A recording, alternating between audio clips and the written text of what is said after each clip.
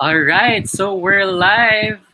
I hope that you are all having a great Sunday morning. I mean, Sunday afternoon. It's lunchtime already here in the Philippines. All right, so um, do we have any viewers now? Let's just wait for a few minutes before we begin with the stream. So for now, I'll talk about our episode today. So today's episode is very special because we have a very special guest all the way from the United States, the founder of the Pancreatic Cancer Action Network herself, Miss Pamela Acosta Marquardt. I hope I was able to pronounce it right. Anyway, so today we will be featuring a small business here in the Philippines that has the same advocacy for the pancreatic cancer. All right, so um, so I guess it's about time for us to begin with the stream. So for now, let us welcome the business owner of Purple Petals, Miss Ricca Salimbao, to talk about her advocacy and her business here in the Philippines. Hi, Ricca. Welcome. Welcome to Hi, Sunday Stop. Thank you I so mean, much for making this episode happen. I have to thank you as well. I mean, my business is actually circulating towards my advocacy and not really being more of an entrepreneur. So this is super different from what your show is like, but I really appreciate it. And I miss you because it's I been so miss you too, long. Rika. Yeah, it's been so long. How are you? Especially at this time of the pandemic. I know these times have been difficult, um, especially for our fellow Filipinos, given that we have been experiencing a lot of calamities lately. Yes, yes. I mean, I was actually really thinking twice about this because we have to be sensitive right now. Yes, Just a I few days understand. ago, we experienced such a terrible typhoon. Like, there's one coming again, so it's not really that over. Yeah. So I'm really hoping for the best for our fellow Filipinos, and I know we could actually do. We could strive to actually get better towards the next year and maybe know the difference now, know better and what to do and what not to do. But yeah, so Bangon Pilipinas. Yes. uh, Hashtag Bangon Bangon Pilipinas. Pilipinas. Yes. Yes. So to So our fellow countrymen, our prayers go to all of you, especially those in the Cagayan Valley, Isabela, and the nearby provinces that are affected by the typhoon recently. So by the way, now that we are talking about the typhoon, I'd like to give a shout out to one of our previous guests here at Sunday Stop. So Halina Handcrafted Jewelry has a fundraiser wherein the proceeds will go to the families affected by the typhoons recently. So if you would want to support the business by purchasing one of her handcrafted jewelries, like, such as earrings, necklace, even bracelets, just visit her Instagram page. That's Halina Jewelry, and then you can also visit the website. That's www.halinajewelry.com to place your orders. So all proceeds, proceeds will go to the families affected by the typhoons. So yeah, there. So I w- Rika, I actually watched that episode. She's so pretty. Aside from being so pretty, I like her product. So push, just buy, and it's so eco-friendly, right?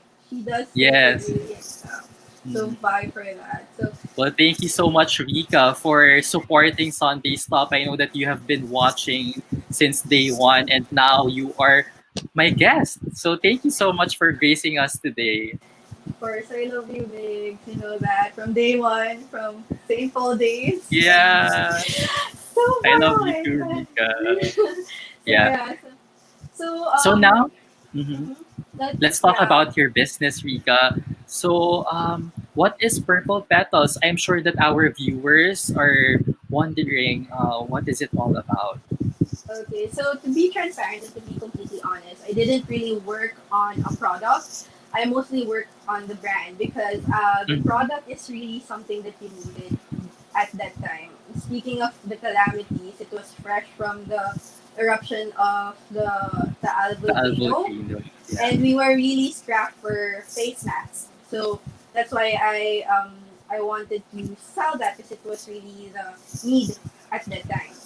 And just to make it a niche product, I made it with a scent, and then I made it fashion, so something similar to this. But Nice.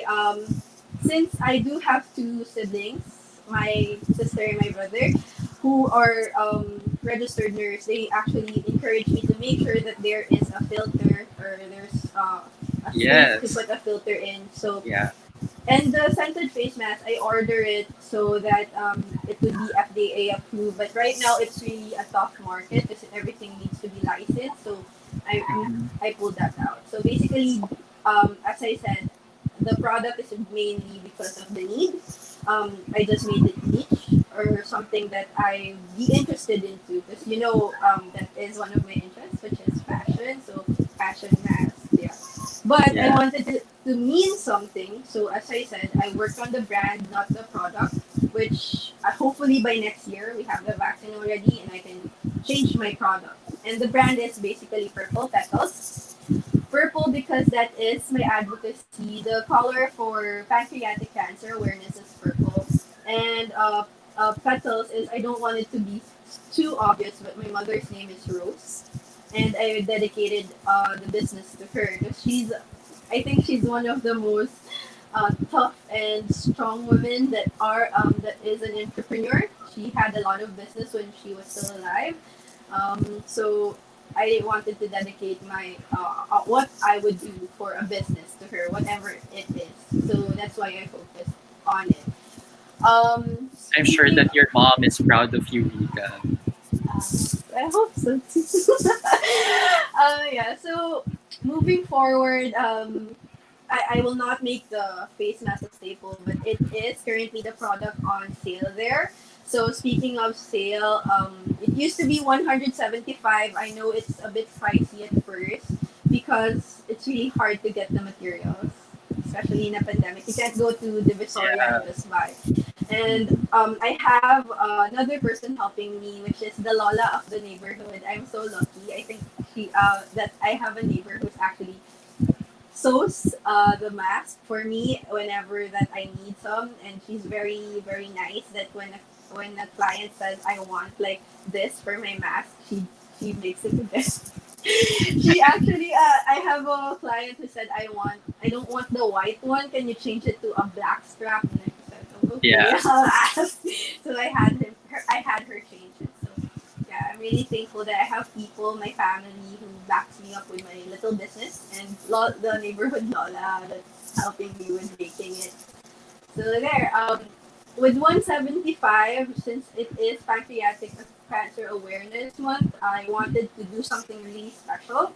Well, one is the podcast. I really want to spread awareness regarding it. And second is if you buy three of my face masks, you get a PanCan awareness mask as well. Nice. So yeah, That so sounds it's for great. free. Yeah, so it's going to be it's a sale, so 85 pesos for one, and you get when you get three, you're getting four already. So Yeah. Well, yes, that's such a nice way of participating during this Pancreatic Cancer Awareness Month.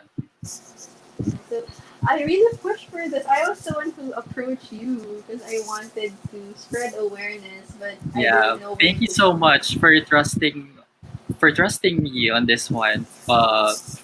Yeah. Well, thank you. Thank you for believing in me, Rika. Of course, So, ever Rika. since Mhm. Yeah. So you were saying. I think ever since we were friends, we wanted to do something big, but we never got to in college. So Yeah. Well, you now we deferred. have the resources and the support of from the people around us. So we are now making it happen. It's never too late, right? Yes, of course. And I'm so proud of you. Congratulations on your views. I Thank hope you that so much. I hope that people are seeing this and your accomplishments. I hope so too, because today's episode is going to be really informative, especially for us here in the Philippines, right? Um, so Rika, before we proceed with the discussion later, may I ask what is your motivation on why you started Purple Petals? Yes, as I said, I dedicated the shop to my mother who passed away last November. So it's her second year now, November 2018. Mhm. I won't sit here and pretend like I have a good relationship with my mother. It was a love-hate relationship. So losing her hurt more because I I can't, so hard to talk about. I can no longer repay her for what she did for me or to amend any fights that we had, like small fights if ever. But during her last day, we were very loving towards each other. So yeah, so overall, yeah, the as I said, it's because of my mother, and again, the brand is where we're focused in, so that I could really push awareness for Yeah. this advocacy. Well, I'm very proud of you, Rika, for doing this. And I remember that time when I went to the wake, and then you shared what you said earlier. You shared it to me that time. But what I can tell you is that well, n- no one actually has a perfect relationship with with their families, right? Well, even me, I don't have a perfect relationship with my family. There's no such thing as a perfect relationship, even in love, right? So that's normal. But I'm very sure, Rika, that you are making your mom proud by pushing for this advocacy here in the Philippines, especially that we don't have much resources. Um, yeah. So actually, this episode that we are doing right now, this is um, this is already a resource material that people here in the Philippines can watch. And we are speaking in English right now because um, it's Our not just guest, Filipinos who can watch this episode. Yeah, because especially that November is Pancreatic Cancer Awareness Month, and we have a guest all the way from California. Am I right? yes, yes, Yeah, from California. and I would like to thank Rika for inviting our guest speaker today because she is really pushing for this advocacy. And there is definitely a need for us to be informed about pancreatic cancer. So, without further ado, I would like to welcome the founder of Pancreatic Cancer Action Network from the United States, Miss Pamela Marcotte. Hi. Hello, how are Hi, Pam. you? Thank you I'm so much for joining us. We are doing just fine here in the Philippines, but our fellow Filipinos are uh, some of our fellow Filipinos are having a difficult time right now because of the previous typhoons that uh, that came here in the Philippines. So our prayers go to them. But how about there in California, Pam? How are you doing? What time is it there well. right now? Well, it is currently 8:17 p.m., but we're still on Saturday. We're not Yeah, to Sunday yet. So no worries. it's pretty exciting to be able to chat with you and know that you're 16 hours ahead of us. Well, thank you so Yeah, much, Pam, for taking the time to be with us today. well, I'm thrilled to be here. I have to, Rita, I need to ask you one question. You mentioned your mother's name. What was your mother's name? It's Rose. Rose. Her name is Rosalinda. Very Filipino.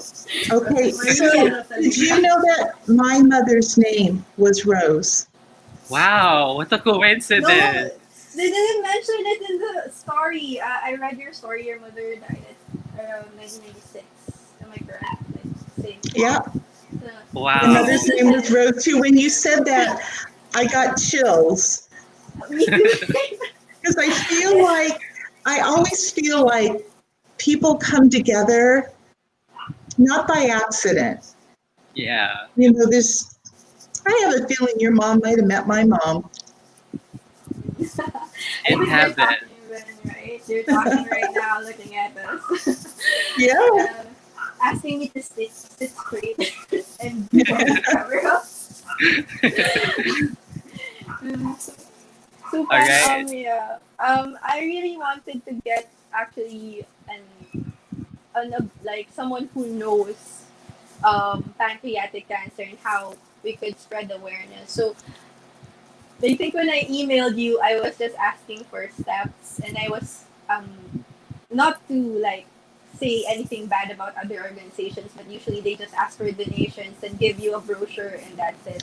And it Right. was so fast. Jenny was the one who contacted me and emailed me right away that maybe this person could help you with this, and then we got to talking, and then I invited her to the podcast, which I got really overwhelmed when she said that the founder would like to speak in the Yeah. podcast. I got, Thank you for joining us, Pam. Oh, of yeah. course. Of A lot course. to us, especially to Ricca. Well, you know, But Rika knows this is definitely a labor of love for me. It's something that, you know, a few decades ago, I would have never imagined myself doing anything in the field of pancreatic cancer. Who even had heard of pancreatic cancer, right? Or even knew that you had a pancreas. But here we are now, spreading awareness worldwide now. I mean, the World Pancreatic Cancer Coalition, which started, gosh, about 4 years ago now in 2016, we now have over 90 member organizations in 35 countries on 6 continents. Wow. In 4 Going years, global. that was pulled together. So, In, I'm sorry, go ahead. in 4 years? Did you say in 4 Well, years? the World Pancreatic Cancer Coalition started in 2016. The Mhm. PanCan, the Pancreatic Cancer Action Network, actually started in 1999. Oh, But it's just, you know, once upon a time, there was just a handful of organizations, and it was in the States.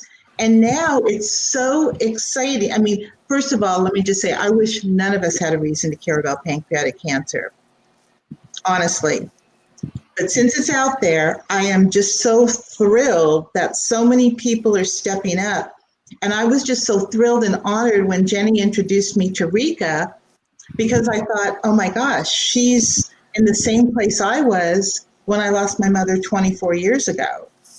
And I was angry, and I couldn't believe nothing was being done, not just in our country here, but anywhere.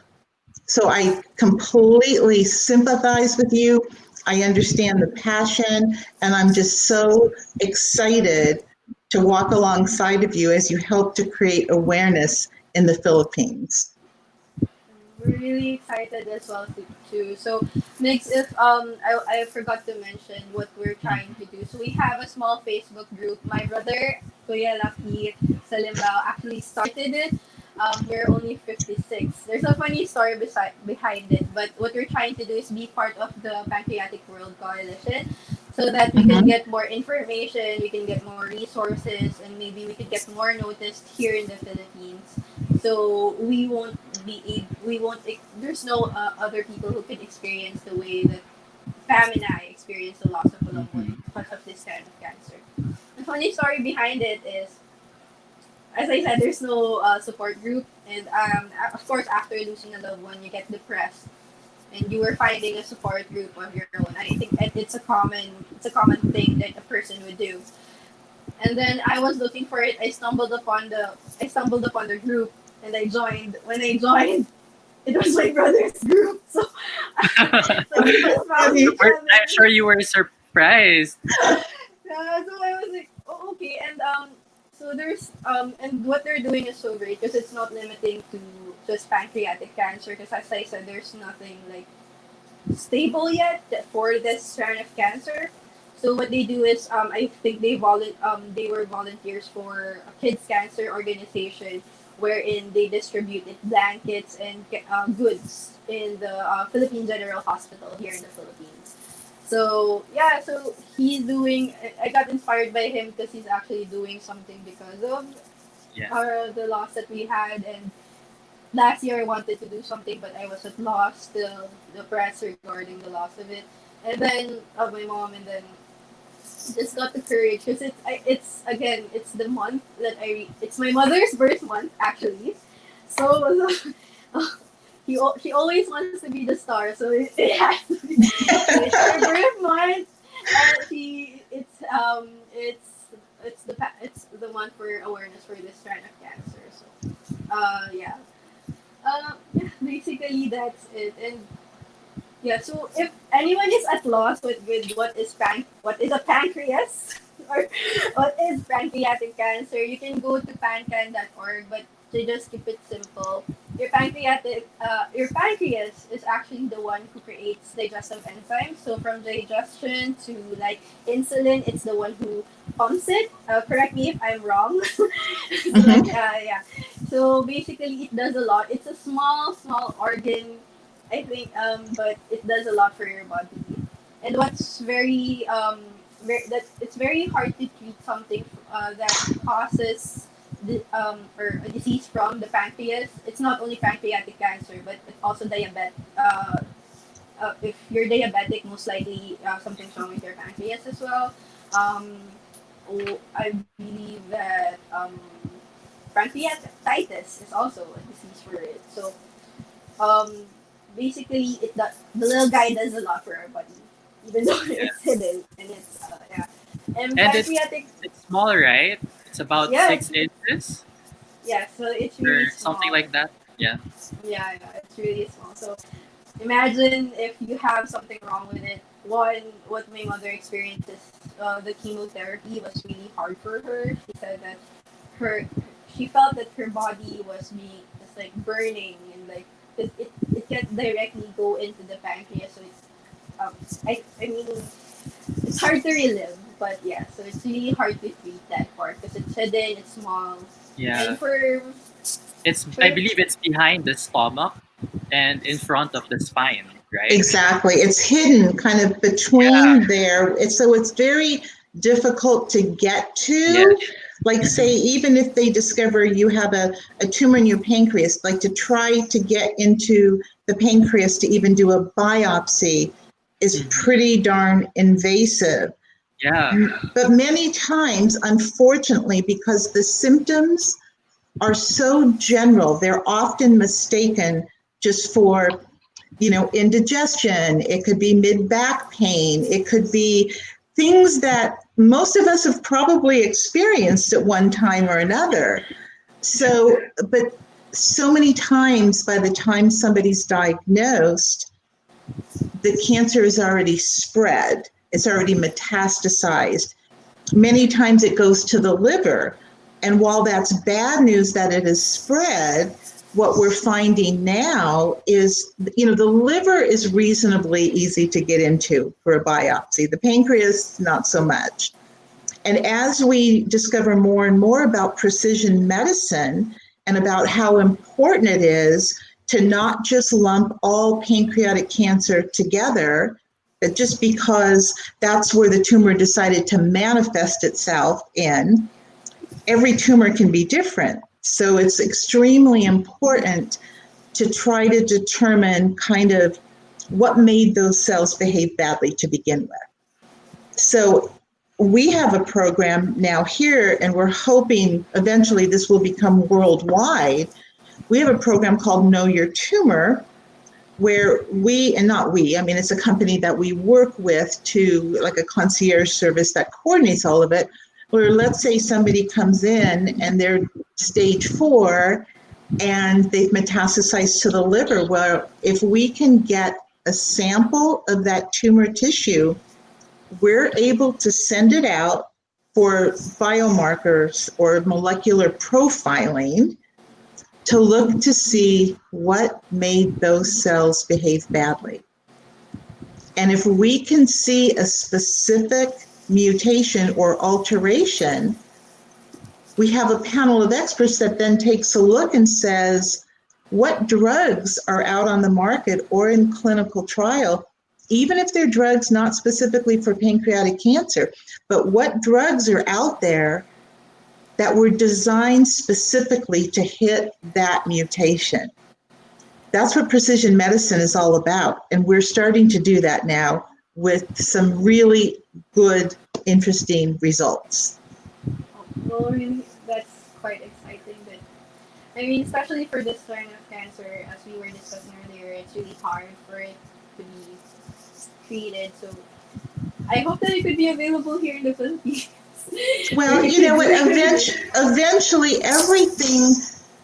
One of the things that PanCan is very big on is not only do we work on really convening all of the communities, we want to make sure we share. We were very instrumental in informing the World Pancreatic Cancer Coalition so that we can all come together and share what's going on and share the challenges and share the thoughts and see where we go from here.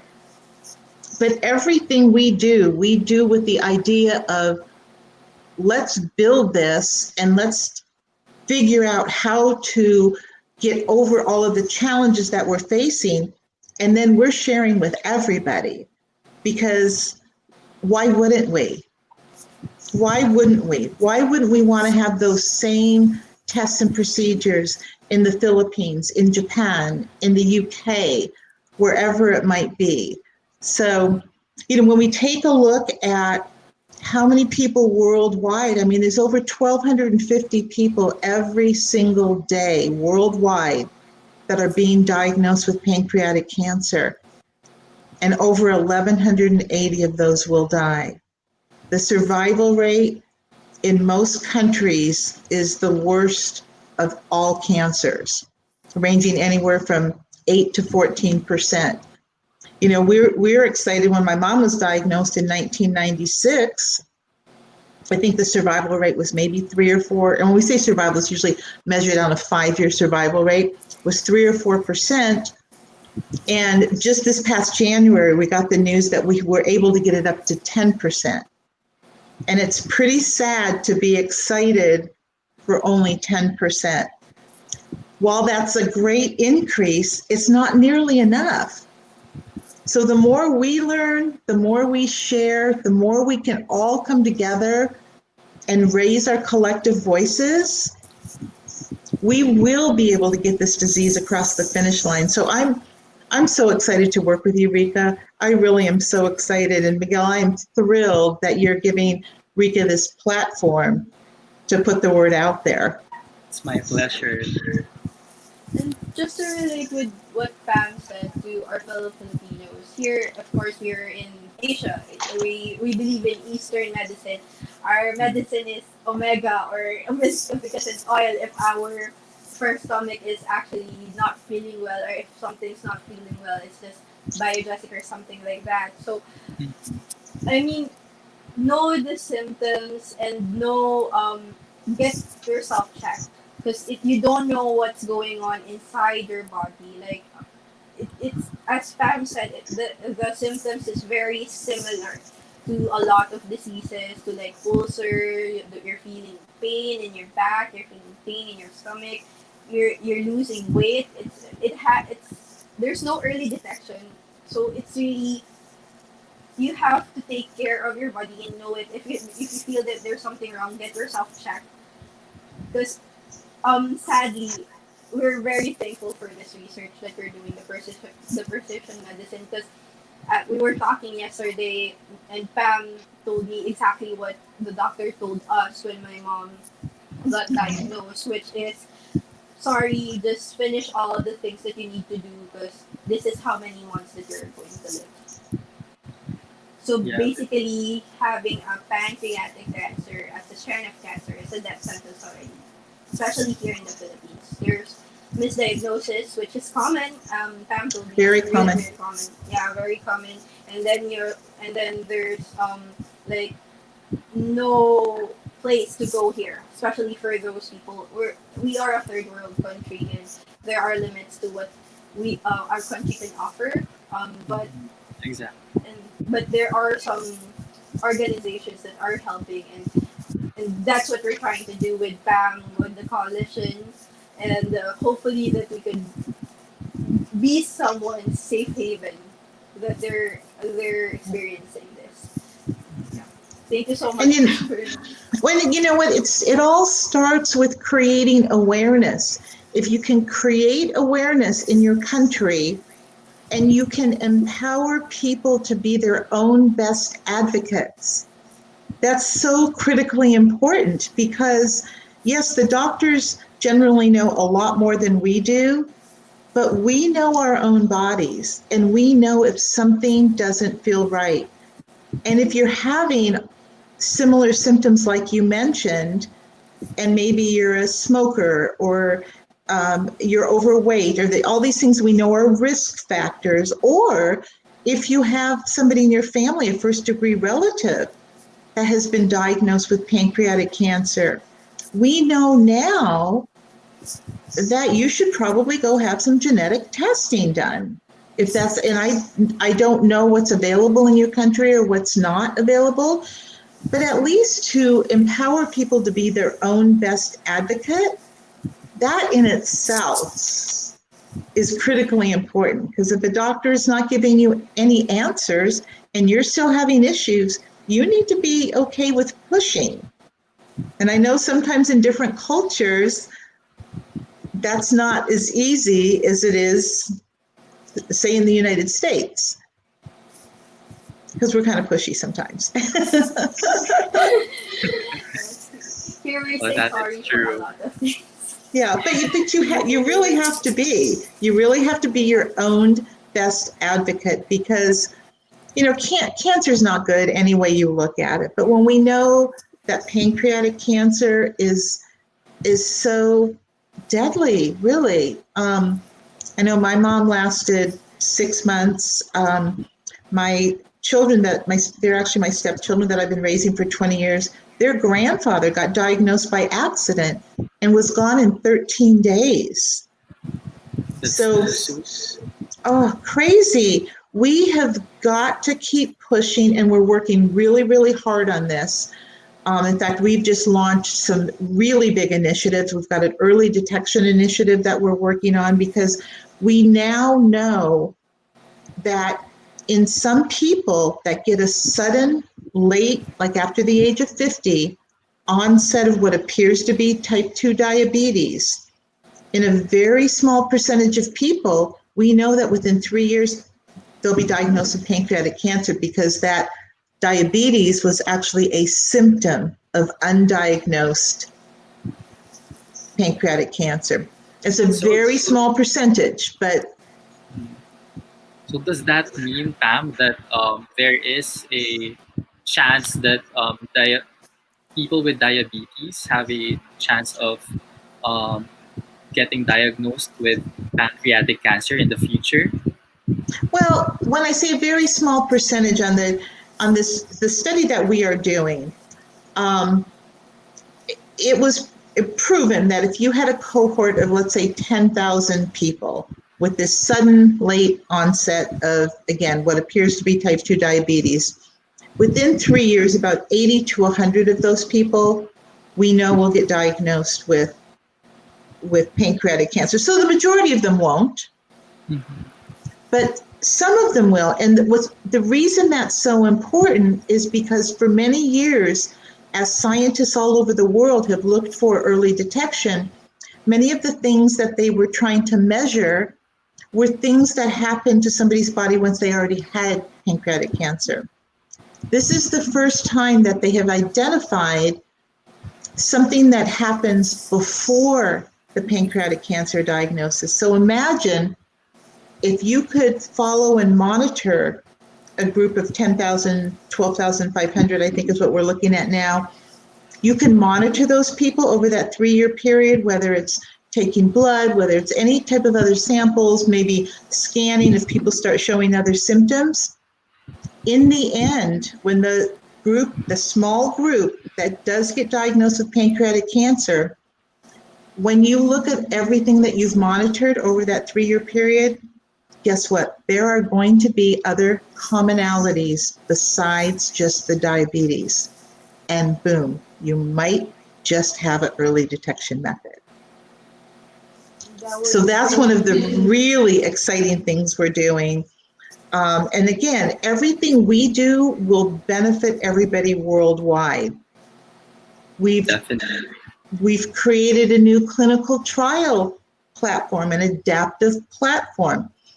I won't go into all of the details, but let's just say we took a look at the system that was in place to get a drug to a yay or nay, because that's very important. You've got to make sure it's safe and, check for efficacy. But in many cases, that just wasn't working for pancreatic cancer patients. They didn't have the time to wait. So we created a whole new system that's going to use less people to check the drugs, where we can check a number of drugs at the same time, not just one. So less expensive, less time. We'll still get the drugs to a yay or nay, so that satisfies the FDA, but it gives the patients a better shot because it's quicker and we can get drugs approved faster. So now you might have an early detection method down the line, effective treatments, because they definitely go hand in hand. Well, that will surely help extend the lives of people who are diagnosed with pancreatic cancer. Absolutely. Absolutely. Well, that only goes to show, Pam, that we have gone such a long way from where you started ever since your mom was diagnosed. Can you share with us uh, what is the difference now compared to how it was back in 1996 when your mom was diagnosed? Well, my mother was diagnosed like a month after, I think, the second drug for pancreatic cancer was FDA approved. And I remember her oncologist saying, well, a new drug was approved, but it only gives you an extra 2 or 3 months. You think, why would you do that? What do you mean 2 or 3 months? That's crazy. Now we've had a number of drugs that have been approved. And like I said, with this new initiative that we're doing, we're hoping to get many more drugs approved. And it's just so different because they weren't looking at molecular alterations. There was no precision medicine back then. There were no voices being raised. There was really very little money being invested into pancreatic cancer research. And if there's no money, there's no scientists. Science follows money. So I remember here in the States, the year my mom was diagnosed, I think the federal government, which is always the largest funder of any disease, no matter what it is, they're always the largest funder. And I think they were maybe supporting pancreatic cancer with maybe $8 million a year. When PanCan started in 1999, the federal government was investing like 17.3 million. Well, because we have raised our voices and stomped our feet and shown up in Washington, D.C. and turned Capitol Hill purple every single year, that number is now up to like 170 million. And it's still not enough, though. We've got to keep fighting for more.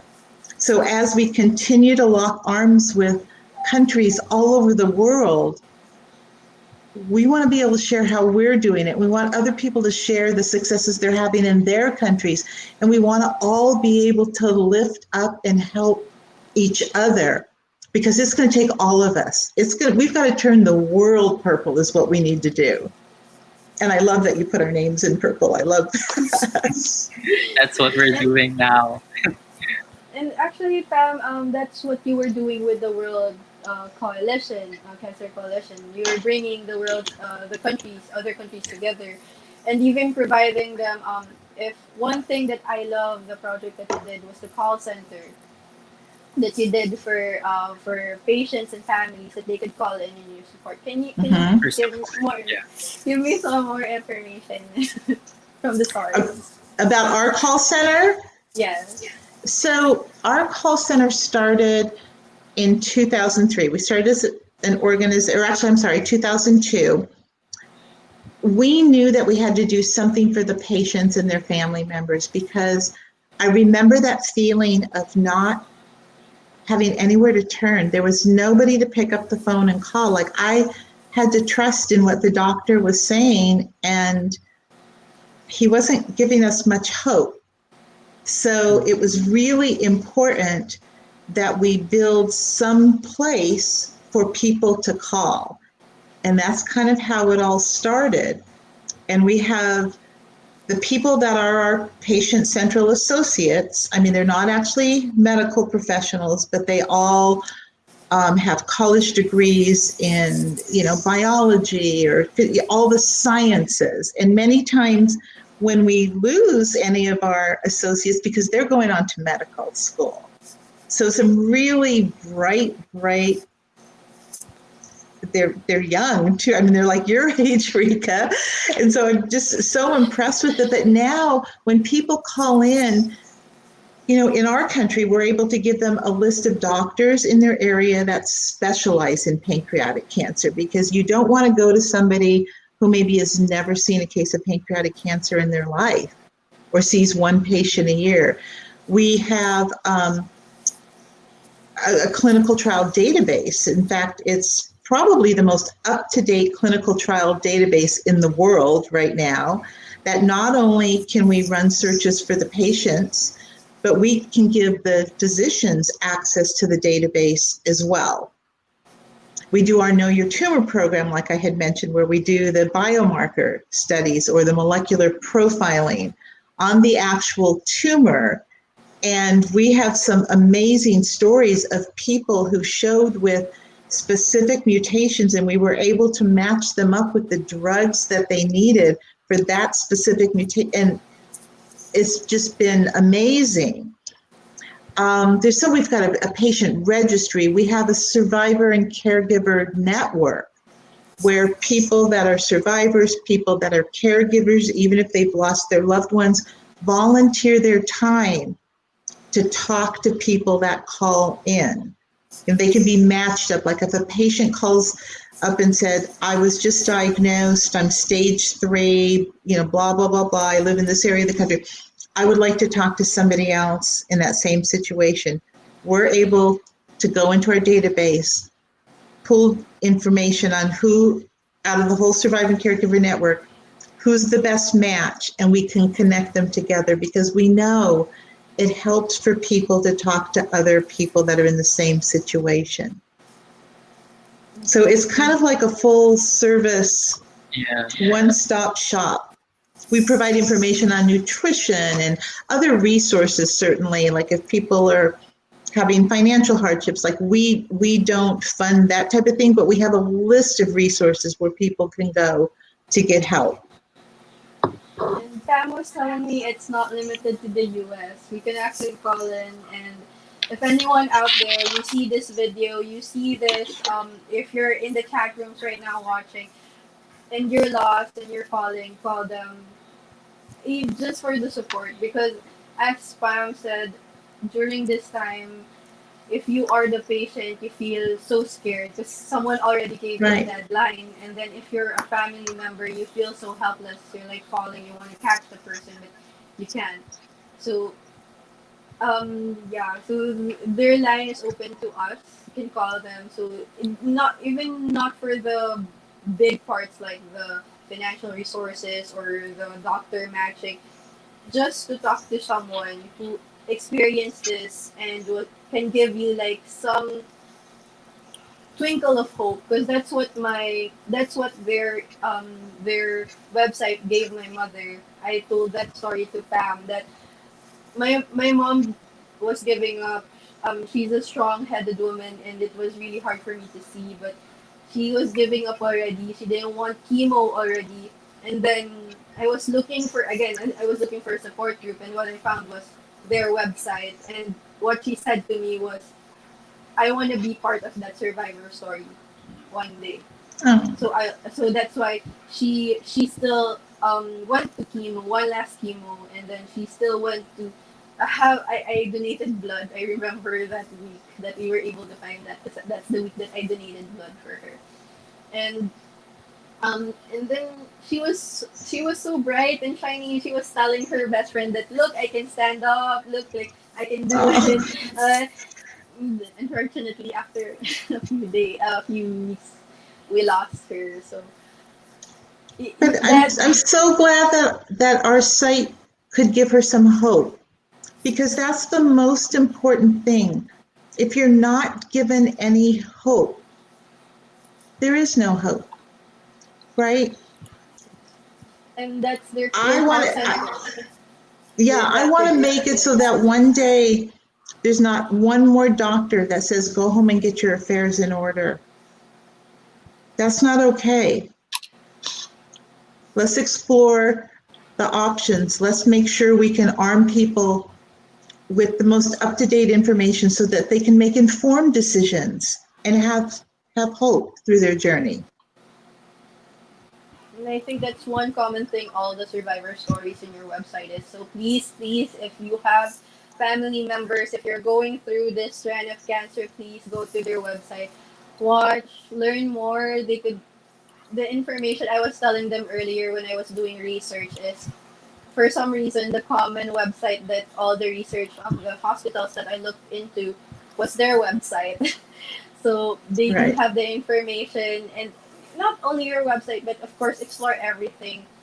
But please do go to their website and check out the survivor stories, because there's people there who said that you only have 2 weeks to live, but they surpassed the 5-year mark, and they're living 11 years. And there's one that he couldn't believe that he will be a grandfather, or he'll see his grandkids grow up, and now like one of his grandkids is 5 years old. So go there if you're lost, if you're scared, if you're looking for like support. Just and do if you are in the Philippines, Miss Pam was kind enough to ask to be added to our Facebook group, which is Pancreatic Cancer Awareness Philippines. So just join our group, share your stories. We'll console each other. We'll start a support group here in the Philippines, and I'm so happy that the World Pancreatic Coalition will be backing us up as soon as we get ourselves grounded and as soon as we collect ourselves. So please, if you're watching, if you see this video, join the group, go to the website, and let's stand up to this type of cancer all together. And let's, on the 19th, on Thursday, let's make sure we all wear purple. Let's blast purple all over social media. Let's stand up and show the world we mean business.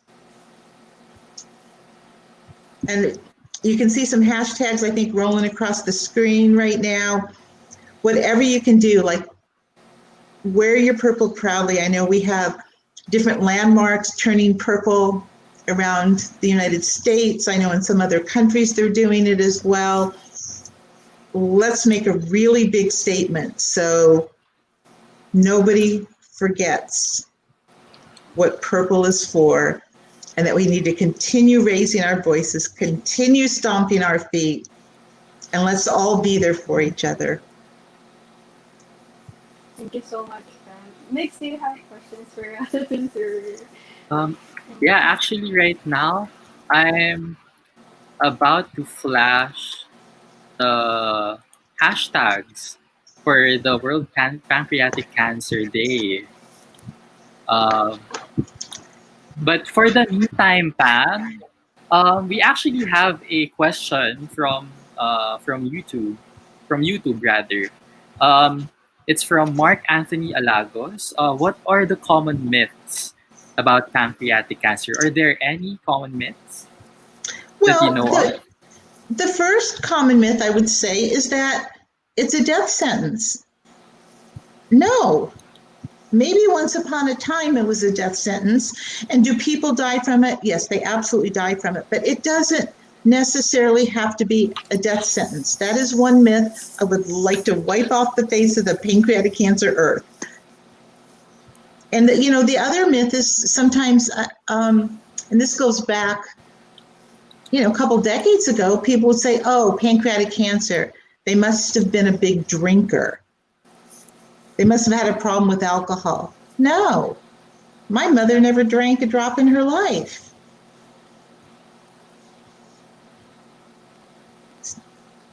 Pam, is it right that pancreatic cancer is the deadliest among all the kinds of cancers?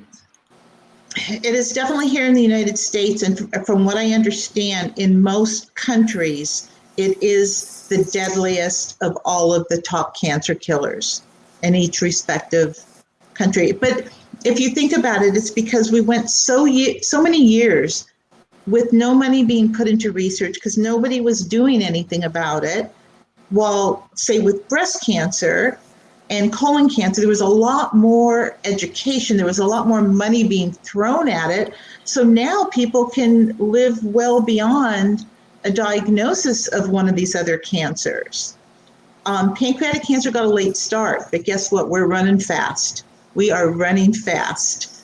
But yeah, as of right now, in most countries, it is the deadliest of all cancers. But that's what we're looking to change.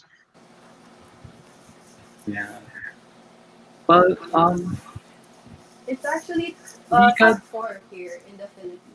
So lung cancer, I think, it's a 2018 list, so it's not yet updated, but it's top 4. And as Pam said, it's because there's little to no information support, especially in our country. Right.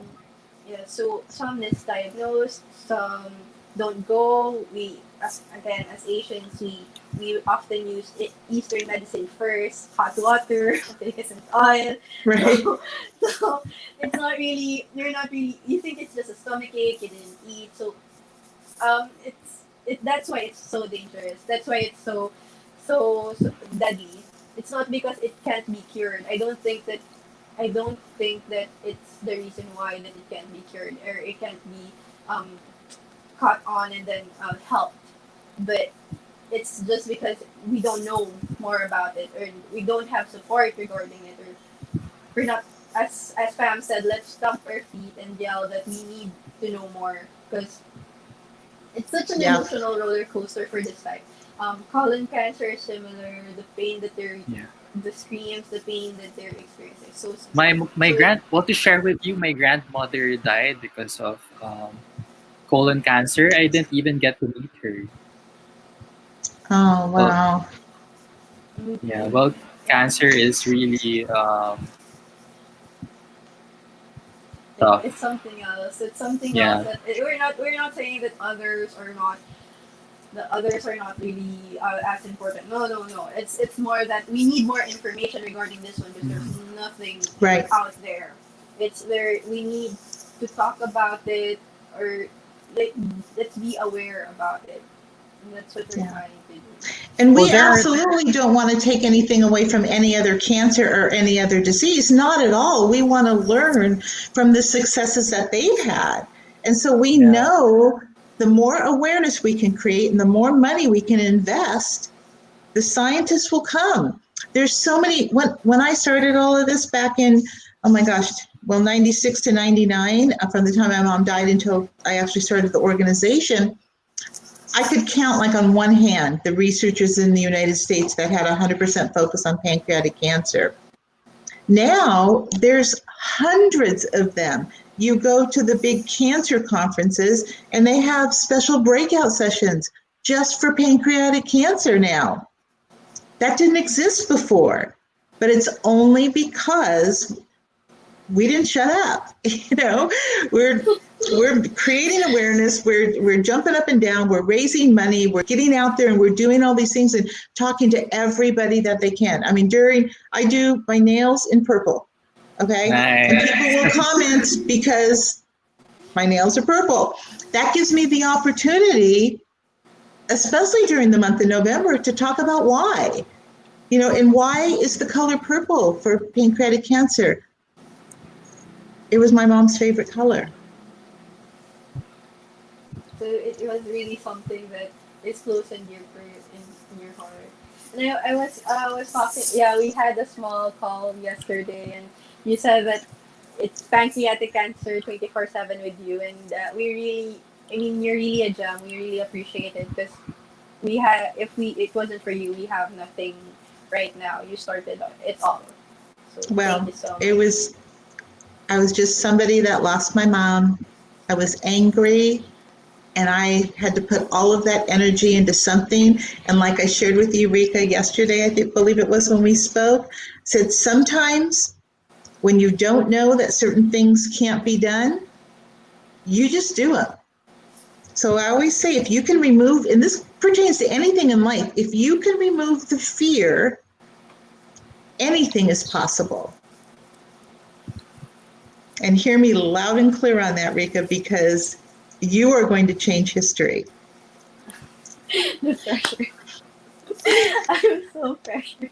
I think, uh, yeah. So, well, I have my And family your for brother this. too and Yeah, sister. yeah. So, it's not just me, but it's a whole family affair that we're trying to. Well, what we experienced was terrible. I Yeah. wouldn't wish it in my worst enemy. And I just want to give what your website gave my mother, a twinkle of hope, a little bit of light. That it's not over, it's not the end. You can still fight. So Absolutely. Well, I'm Rika, hoping. your mom fought her battles well, and she did all that she can.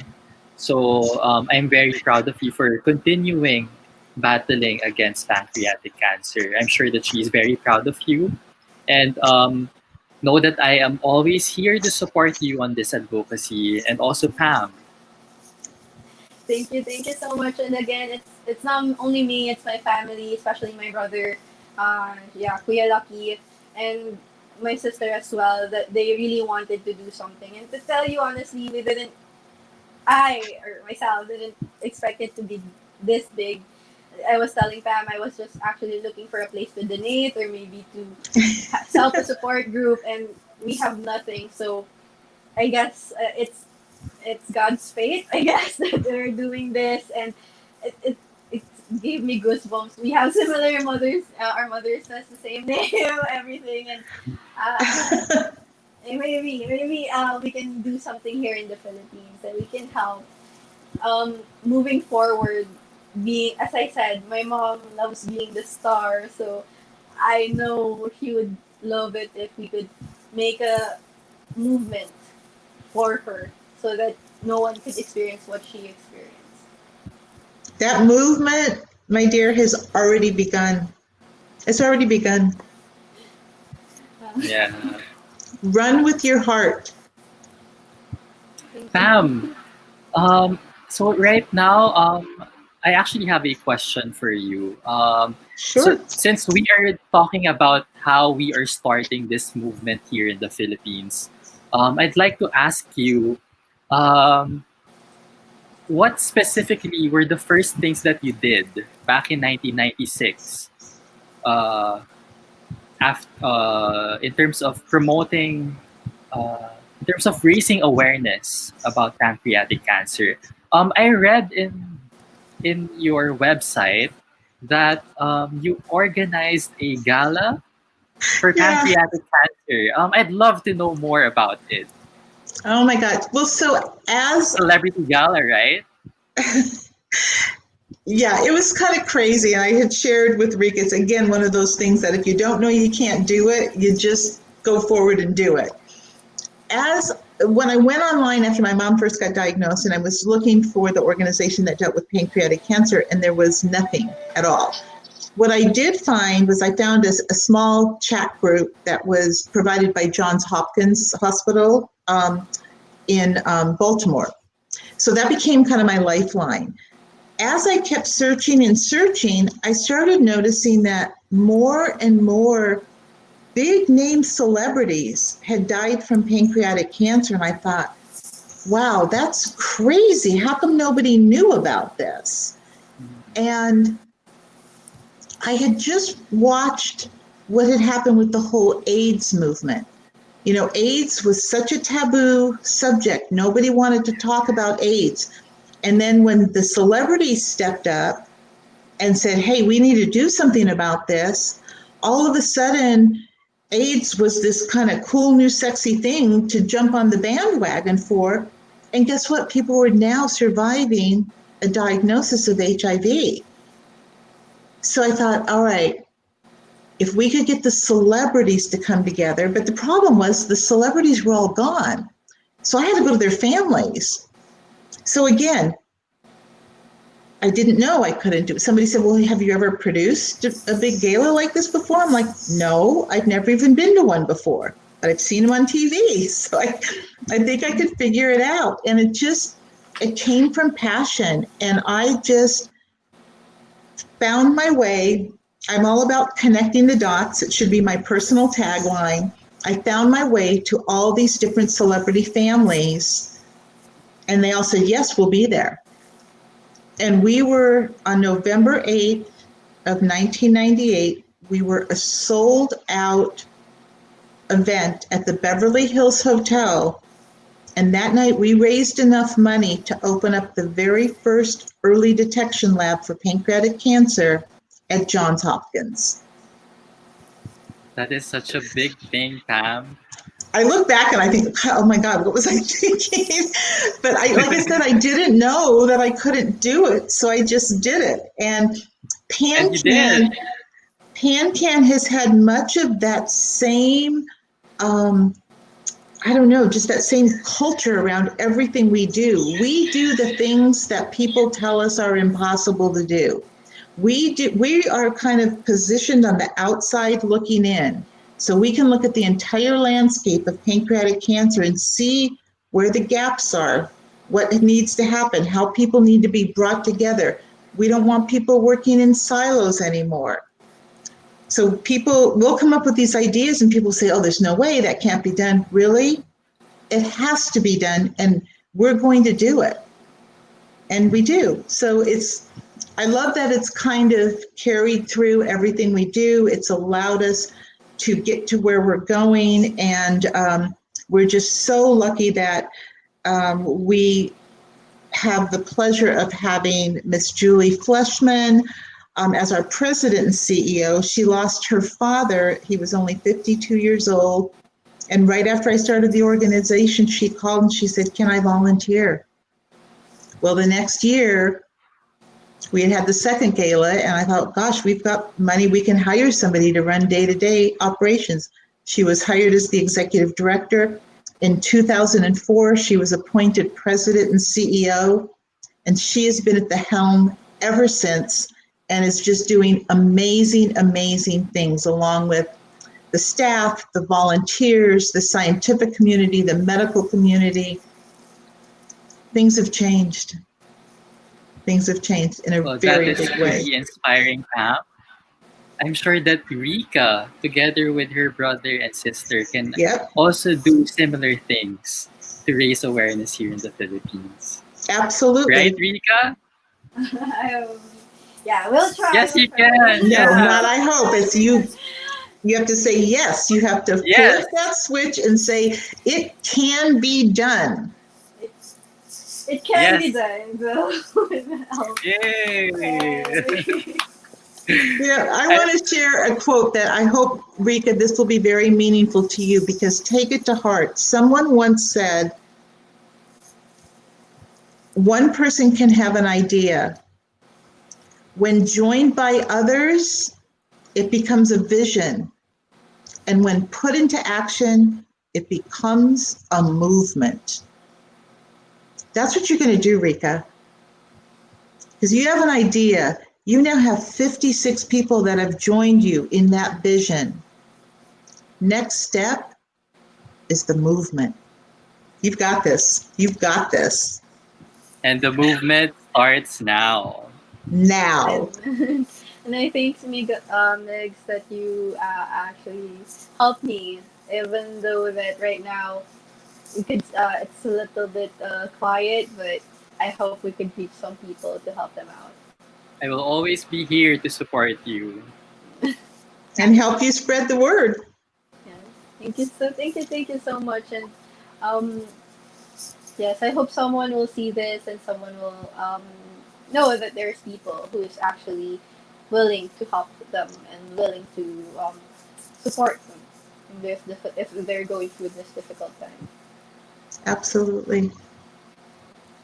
Okay, so well, actually, before we end, we're not about to end this streaming right now, because we still have a few more things to talk about pancreatic cancer. So, let's begin with the Pancreatic Cancer Awareness Day. So, November is a Pancreatic Cancer Awareness Month. We all Hmm. know that now. Actually, I didn't know about it back then. It was just now that I've heard about World Pancreatic Cancer Day. So, this is something that we will be celebrating on the 19th of November, right? Right. So, now that we are starting this movement, especially here in the Philippines, we encourage you to temporarily change your Facebook or Instagram profile picture.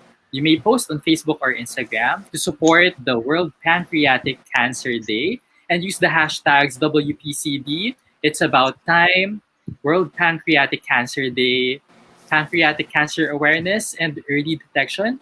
You can see those hashtags below here on our scrolling banner there. So Pam, what do we do during World Pancreatic Cancer Day? Um, what does No, PanCan do? well, we just, first of all, number one, most important, wear purple. Take pictures, take selfies, whether group pictures, individual pictures, get them posted on social media. We want to turn all of social media purple on Thursday because that's how you create awareness. That's how you get people talking. That's how you get people who don't have any idea what the color purple is, don't have any idea that you even have a pancreas, saying, what is all of this purple? Everybody's purple. That is the goal, is to create awareness and empower people. And if we can accomplish that worldwide, can you imagine? I'm sure we can. Let's make it worldwide, right? And as you said So earlier, it's really similar that no one knows about this. So what you said, that's the first time that you're hearing about it. So please, if you see this video again, wear something purple, light up your house in purple if you want to, um, Yeah. wave a purple banner, um, so that the world will know about this strand of cancer, and the world will know that again, it's not a death sentence. It's more of we can do something about it. So on November 19, let us bring people together around the world in order to highlight the need for greater awareness, funding, and research for pancreatic cancer. And this is also the perfect time for us to talk about the risks and symptoms of pancreatic cancer, so that we can spread awareness in order to advocate for the medical community and to help them get noticed, especially those who are um, getting diagnosed, or who have already been diagnosed but do not know how to move forward and to get back up on their feet. Right, Pam? Yep. So, Yep. Pam, Absolutely. Mm-hmm. yeah. So, Pam, who are the partners of World Pancreatic Cancer Day?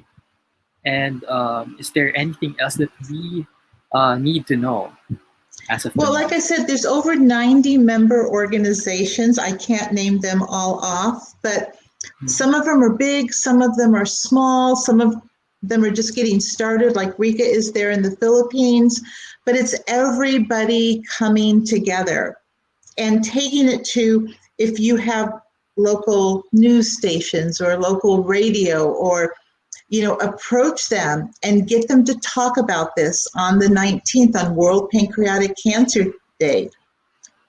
It's a big deal. It's our chance to really shine and raise our voices to make sure people are aware. Because like you mentioned before, the risk factors are the only risk factors we really know about are, smoking, obesity, but those are risk factors for everything, right? I mean, that's not good. But the symptoms can be as mild as we mentioned earlier. It can be indigestion. It could be, mid-back pain. But how many times you say, oh, I must have pulled my back or something. Loss of appetite, weight loss that you weren't planning on having. I mean, I know many people would celebrate weight loss, but when you're not intentionally trying to, those are the kinds of things to look out for. And it's not to say when you have any of those things that, oh my gosh, you must have pancreatic cancer, but no, make sure that your doctor rules that out. I mean, why wouldn't you rule out the worst thing? Pam, is there,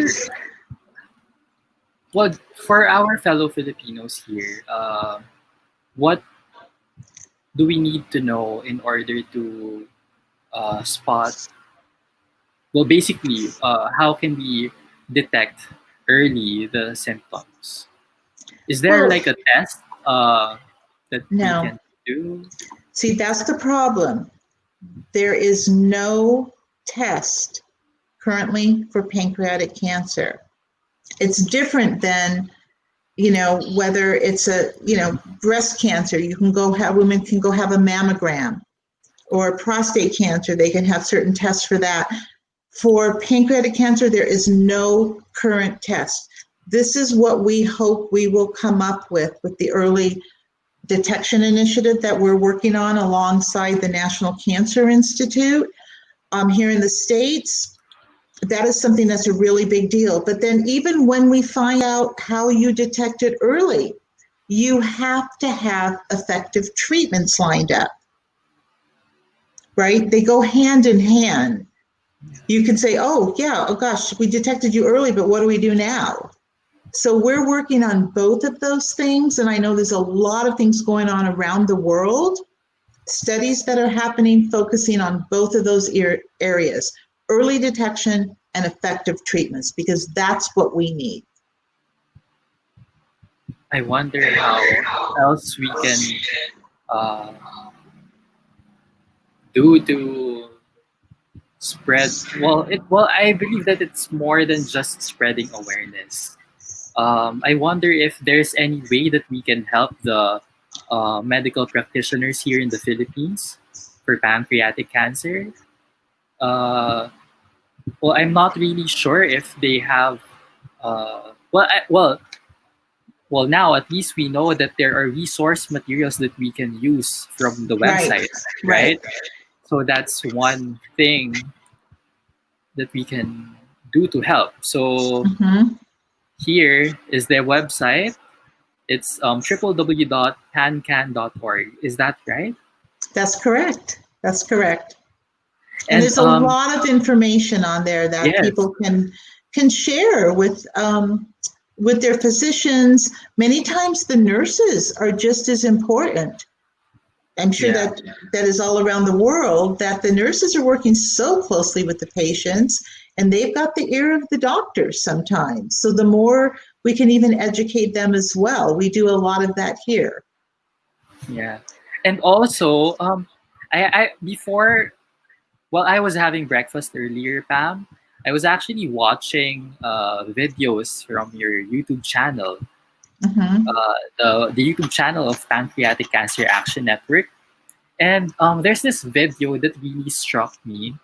I forgot the name of the person, but the person who spoke is actually a survivor who received a award. I'll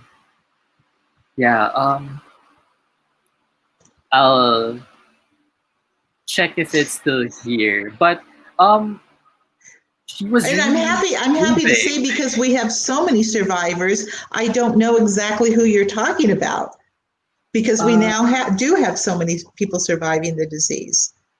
yeah. Well, she's the one who received the award, the Spirit of Hope Award, and her name is Lori McCaskill. Oh, Lori McCaskill. Yeah. Yeah. Um, yeah, she was talking about the things that she's doing.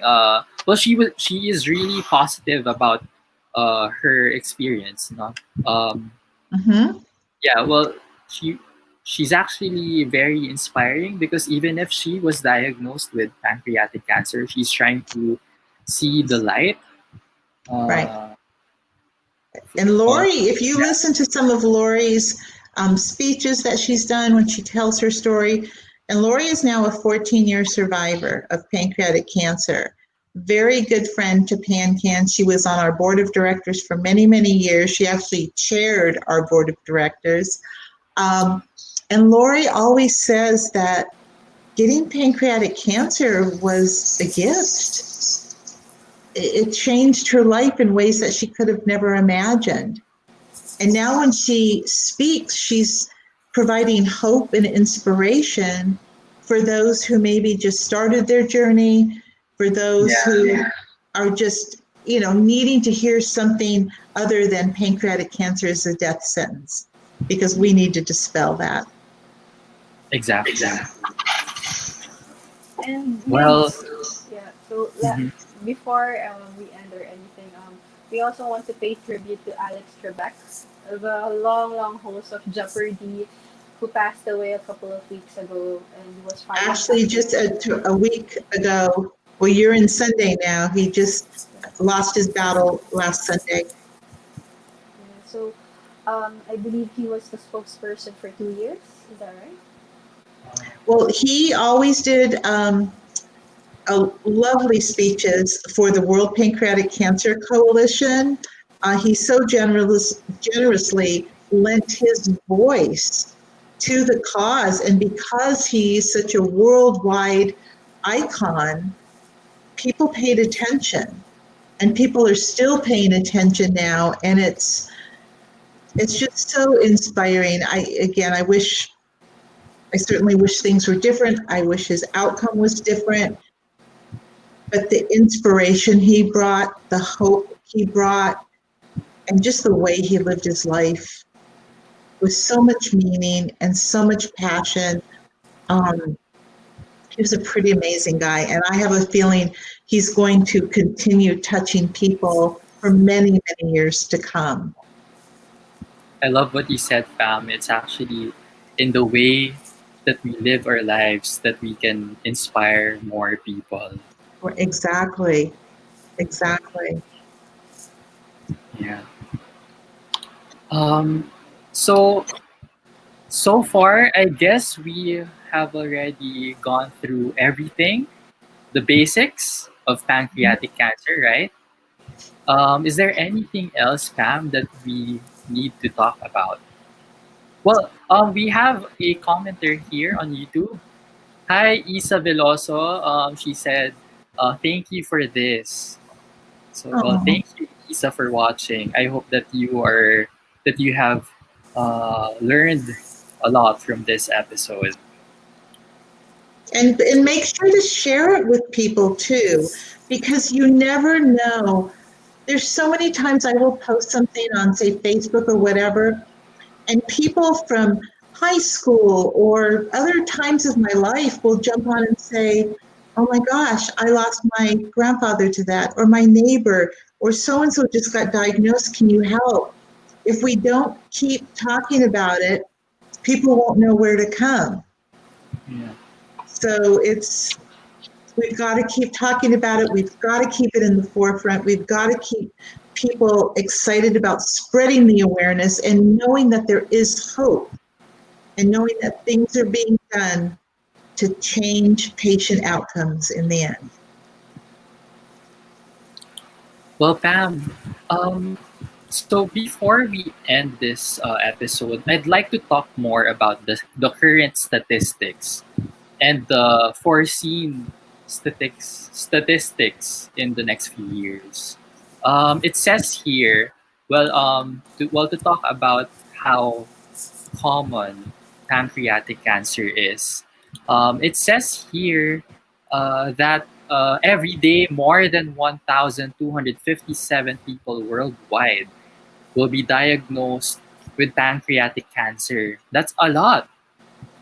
Well, and Um, if you take that out over the years period, it's somewhere around, I think, 450,000 people worldwide that are diagnosed.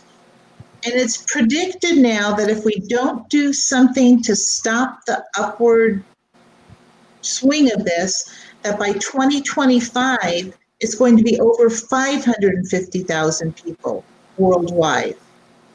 That's why it's so, so important to tell the stories, to create the awareness. That's where it starts.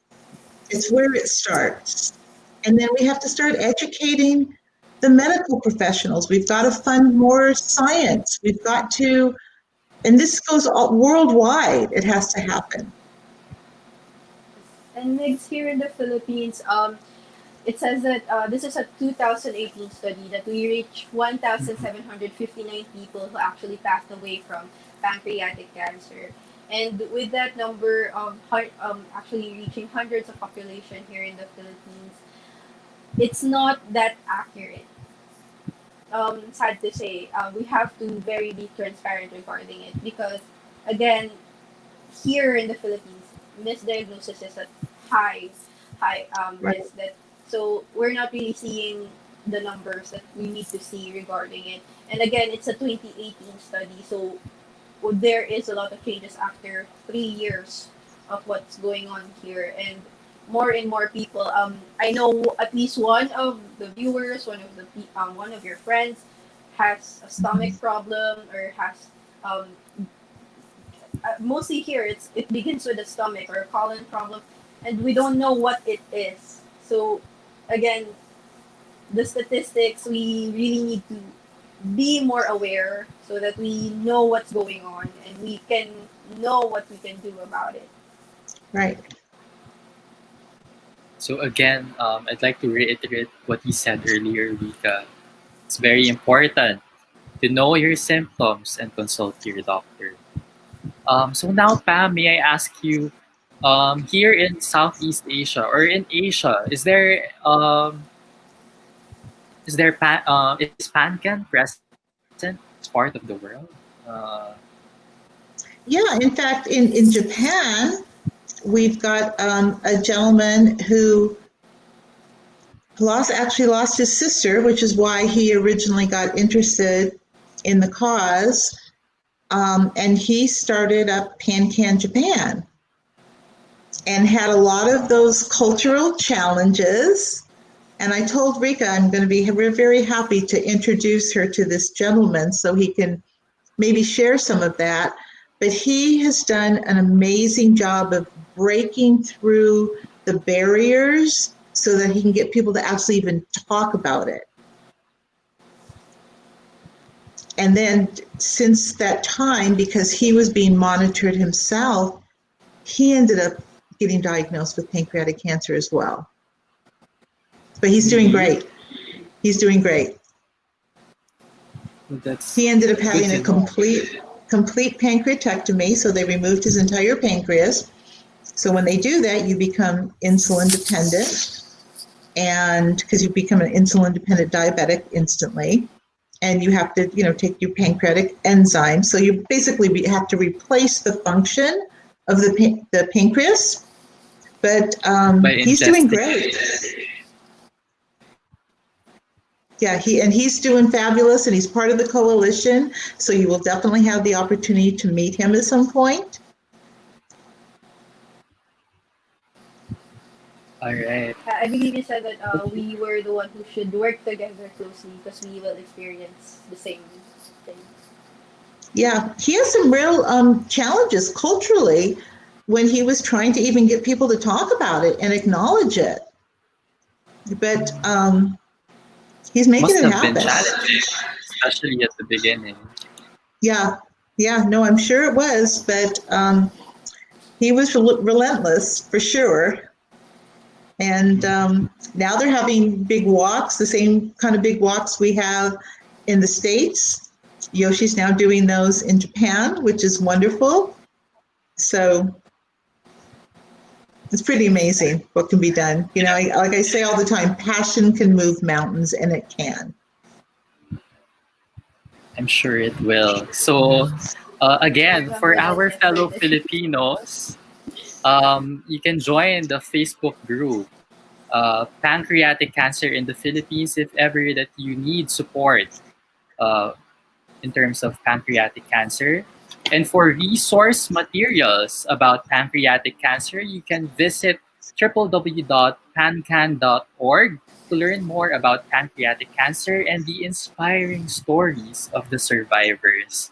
And of course, um, now that we are about to celebrate the World Pancreatic Cancer Day on November 19, please don't forget to participate on social media by changing your profile picture or even posting on Instagram or any other social media platforms with a picture of you, even with your families and friends wearing purple. So don't forget to wear purple on November 19 and post using the hashtags hashtag WPCD, hashtag It's About Time, hashtag World Pancreatic Cancer Day, hashtag Pancreatic Cancer Awareness, and hashtag Early Detection. So let us unite and show the world that it is very important for us to raise awareness and to a lot more funding for pancreatic research in order to help in terms of getting early detection for those who might be uh, who might be having pancreatic cancer because um, right now usually people are what do you call this, getting diagnosed late, and since they are already at stage 4, sometimes it's already too late. That's why as Pam has shared with us earlier, there are times when uh, people who have been diagnosed only have 13 days uh, left. Uh, Sometimes, if lucky, half a year. But now, but now that the Pancreatic Cancer Action Network has been working hard towards battling pancreatic cancer, um, we are now able to double the years of those who have been diagnosed with pancreatic cancer. So, Pam, I'd like to take this opportunity to thank you for joining us this afternoon Yeah. here in the Philippines, Thank and you for also having me. to thank you for all the hard work that you and your team, the volunteers of PanCan, uh, I salute you all for all the hard work because this is such a breakthrough. Doubling the years, the surviving years of these survivors.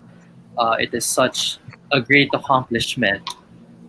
And of course, for uh, establishing this research laboratory at Johns Hopkins for early detection of pancreatic cancer, for all the research, the advocacy work, the patient support that you give, the education and awareness through like this live stream that we are doing right now. Thank you very much. And Rika, congratulations for making this happen, and thank you very much because this Sunday Stop episode is truly meaningful because it's more than just business for you. It's it's truly the advocacy that you are working on. So kudos to you, to your and also to your brother and sister for working so hard alongside you. Thank So you. Thank And you. let's say thank you to Rose and Rose also. yeah. Thank you so much. And thank you, Mix, for giving us a platform to talk about this. So It is such an honor. And we have another comment here from Mark Daniel Rivera. We'll definitely do. Thanks for this. Well, thank you, Oh, Mark. So that's there. awesome.